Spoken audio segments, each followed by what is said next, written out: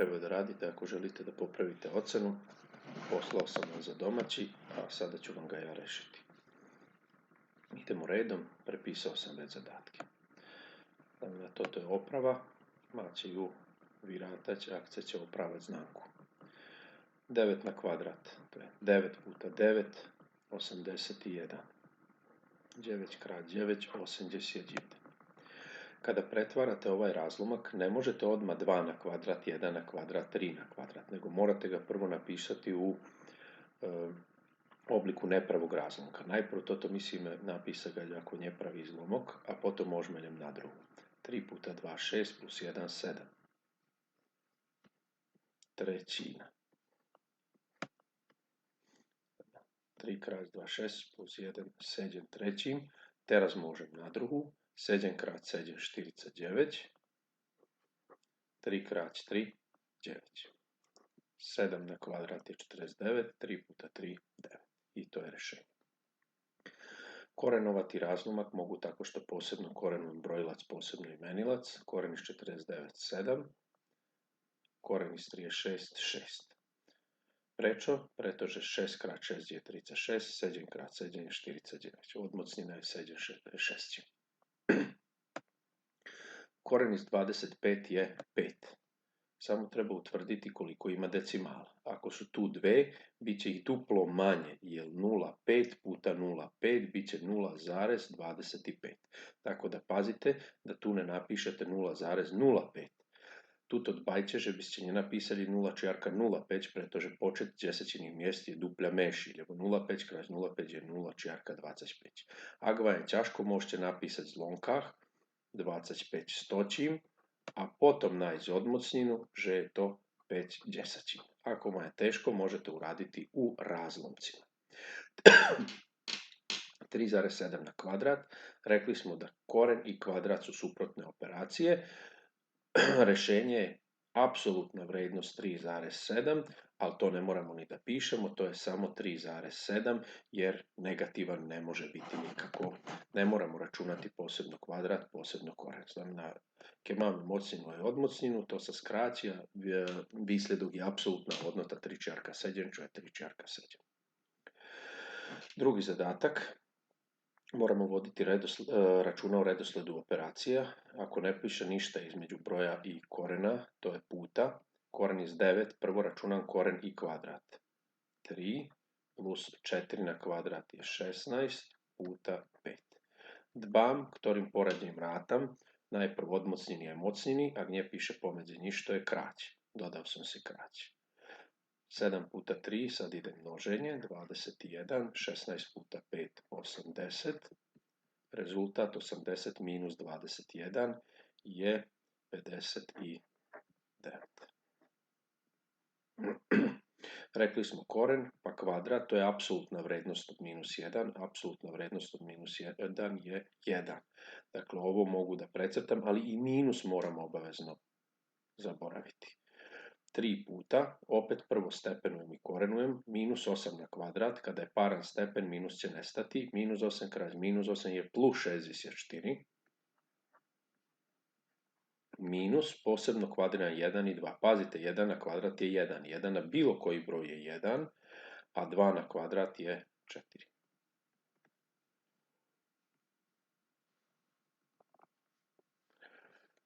Sada moram prvo množenje izračunati. 1, pa ću pretvoriti u razlomak, plus 3 puta 6, 18, plus 4 puta 3, 12, 192, minus 1/4. To je 193, minus 1/4, pa ipak neću tako računati, nego ću reći da je ovo 192,3, jer jedno celo ima 4/4, pa kad oduzmem dobit ću 3/4. Vi ako hoćete možete tu jednine, pa puta 4, puta 4, pa će ispasti malo više računanja, ali rezultat je isti. Znamená, ak chcete, môžete si toto naspoločný dať a očítať. Ja som od 193 vezol 1/4, to je 192, a ostali ešte 3/4. Ovdje je bilo troje ljudi imaju 154 evra i treba da ih podele u razmeri 2:4:5. Traja ljudi imaju 154 evra, to se imena njevima Anka, Janko, Miško, znači Ana, Janko, Miško imaju 154 evra i treba da ih podele u razmeri 2:5:4. Uzimamo da prvi će dobiti 2 komadića, drugi će dobiti 4 komadića, a trećem pripada 5 komadića. Prema tome, taj plus taj je 154, pa a plus j plus m, pa a ima 2 komadića plus 4 plus 5, ukupno imaju 154 evra. 11 komada ima 154 evra, pa je k jednako, jedan taj komad koji će svako od njih dobiti je 1 puta i 4, znači 14 evra je komadić, što znači da prvom pripada 2 puta 14, 28, drugom 4 puta 14, 56 i trećem 5 puta 14, 70. Da vidimo 126, 146 i 8, 154. Každemu z njih idzie učitačas. Prvi 2 kúšťoke, druhý 4, treći 5, spolu je to 11 kúšťokov, je 154, 1 je potom 154 delené 11, a to je 14 eur. To znamená, že tento prvý dostal 28 eurov, druhý 56 eur, aj tento 70 eurov. To je takto. Nemusíte takto písať, môžete inak, priznáva sa inak úloha, ak ju spravíte. Znači možete drugčije zapisati, možete odmah 11, 2, 4, 5, 11, podeliti 154 i svakom odrediti koliko pripada. Sada imamo pravouglý trougao u kome su date katete 3 i 4 cm, treba izračunati hipotenuzu, obim i površinu. Máme pravouglý trojuholník, dane su odvesni 3 i 4, vypočítame preponu a obvod aj plošný obsah trojuholníka. Najprv na základe Pitagorove veće vypočítame stranu c. C na kvadrat je a na kvadrat plus b na kvadrat, c na kvadrat je 3 na kvadrat plus 4 na kvadrat, c na kvadrat je 9 plus 16, c na kvadrat je 25, pa je c jednako 5 cm. Znači, napisao sam Pitagorovu vetu, a i vi počitao stranu c. Obim, obvod je a plus b plus c, to je 3 plus 4 plus 5, 7 i 5, 12 cm. Površina može kao a puta b kroz 2 u pravouglom trouglu, a može i c puta hc kroz 2. Sada imam a i b, dakle 3 puta 4 kroz 2, 12 kroz 2 je jednako 6 cm. Imam površinu, imam objem. Sljedeći je isto Pitagorina teorema, ali u rombu. Nasledovna uloha je Pitagorova veta, ktorú načem použiť v kosoštvorci. Kosoštvorec má pravý uhol medzi uhlopriječkami, a i uhlopriječky sú rozpoljené. Znači, ovdje važi Pitagorina teorema sljedeća. A na kvadrat je najduža hipotenuza, jednako je d1 pola na kvadrat puta plus d2 pola na kvadrat. Zato što u rombu dijagonale se polove i međusobno su normalne. Kada imam površinu, ja mogu da izračunam obim mi treba da izračunam, to je 4 puta a. A kada imam površinu, mogu da izračunam drugu dijagonalu, jer površina se može izračunati kao d1 puta d2 kroz 2. Prema tome, umjesto površine stavim 120, dosadzam namjesto plošného obsahu 120, d1 je 10, krać d2, lomene 2. Skratit ću. Skraćim, mám 5d2, 120 sa rovná 5d2, tak d2 sa rovná 120 delené 5, d2 sa rovná, d2 je 120 podeljeno sa 5, a to je 24. Sad mogu Pitagorinom teoremom izračunati stranicu a, jer su mi poznate d1 i d2.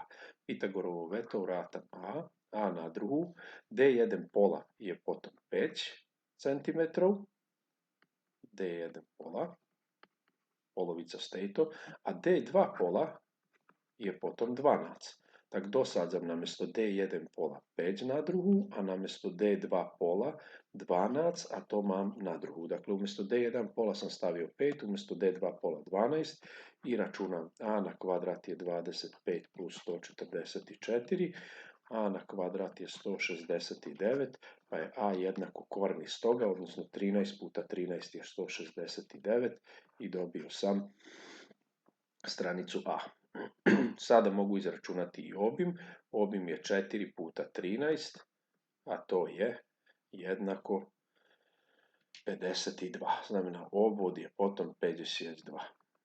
Namjerno sam ovdje stavio, nema mjesta drugdje negdje ili mogao sam ipak, ajde da ne uguram ovdje. Obim, mogu i tu da smestim, obim je onda jednak 4 puta 13, a to je 52 cm.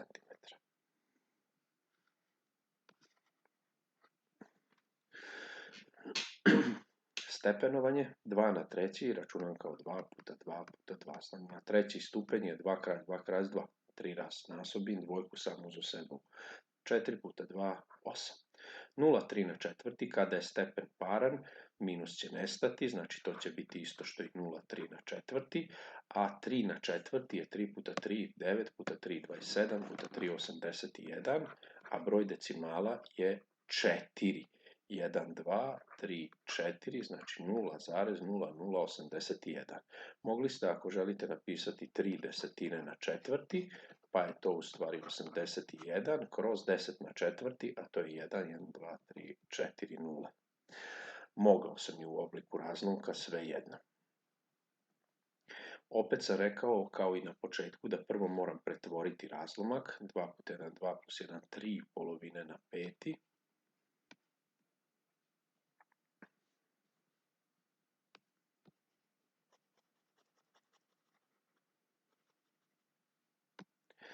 Dobijem 3 na 5 je 3 puta 3, 9 puta 3, 27 puta 3, 81 i 81 puta 3, 243, a 2 na 5, 2, 4, 8, 16, 32.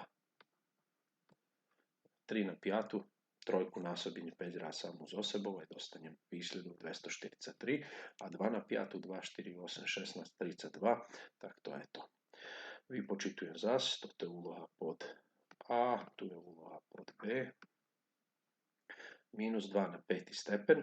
Minus nije u zagradi, znači samo ga prepišem, računam 2 na 5. To sam već izračunao ovdje, 32 podeljeno sa 8 minus 3 na treći, kada je neparan stepen, minus će ostati, pa je to minus 3 na treći je 3 po 3, 9 puta 3, 27, plus 2 puta, pazite ovdje minus 1 nije u zagradi kvadrat van zagrade, nego samo prepišem broj minus, a 1 kvadriran to je 1. Dbaj će tu, tato druga moci na nji vonku, ako čo je napriklad tuto, štvrti stupe maže skape minus, ali to je minus prepišem, a lje 1 je na drugu, preto tento tu minus ostalo. Minus 4 delim i množim u ovom koraku, znači prvo sam stepenovao, sad množim i delim, pa onda ću na kraju tek da sabiram i oduzimam. Minus minus mogu da napišem kao plus 27, a plus 2 puta minus 1 je minus 2. I sada 24 je pozitivno, minus 4 minus 2, 25 minus 4, 21. 27 minus 2 je 25, minus 4 je 21. Znamena najprv mocnjeni, potom nasobenje je djeljenja, a potom ščitovanja je očitovanja. Osobine stepenovanja.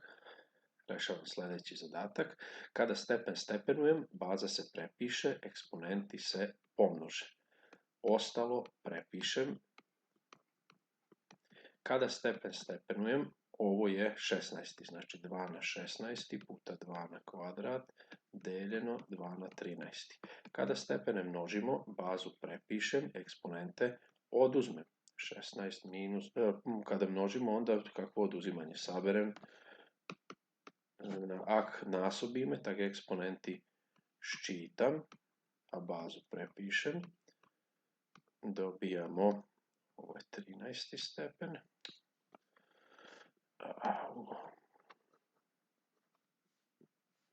znači tu je stepen 13 jednako je, to je 2 na 18 podeljeno sa 2 na 13 i sad kada stepene delimo, kad mocnini delíme, bazu prepišem, eksponenti očitam, kada delim, bazu prepišem, a eksponente oduzmem, pa prema tome to je 2 na 5 i to mogu da izračunam, iako u ovom zadatku je poenta srediti izraz, uprostiti, a ne izračunati, ovo mogu da izračunam pa ću uraditi, 2 na 5 već nekoliko puta sam imao, iskoristit ću da je to 32. Využijem, čo som už to vyrátao, 2 na 5 je 32. U drugom samo uprostiti izraz koristeći iste osobine, neću odmah pisati ovako korak po korak, nego ću odmah u stvari računati. Kad ne piše ništa, tu je prvi stepen, kad delim, onda oduzimam, znači x na četvrti. Može i drugi način, mogao sam četvorkom prvostepenovati svaki od njih, ali ovako mi se čini kraće. Kada množim, stepene sabiram. Kad ne piše ništa, prvi stepen. Dobijem x na četvrti, bazu prepišem, eksponente pomnožim, x na kvadrat, x na 5 puta 3, 15, puta x na prvi, x na 18, kroz x na 16. Sabiram eksponente, kada delim, razlomačka crta je deljenje, eksponente oduzimam, 18 minus 16 je 2. Znamená, ak delim, očitujú sa. Keď mocninu umocňujem, tak sa vynásobia, to je 4 na 4, je 5 na 3, 4 na 4, 16, 5 na 4, 15. Keď sa násobia, exponenti ščítam, a keď sa delia, a to je zlomková čiara, tak sa exponenti očítajú.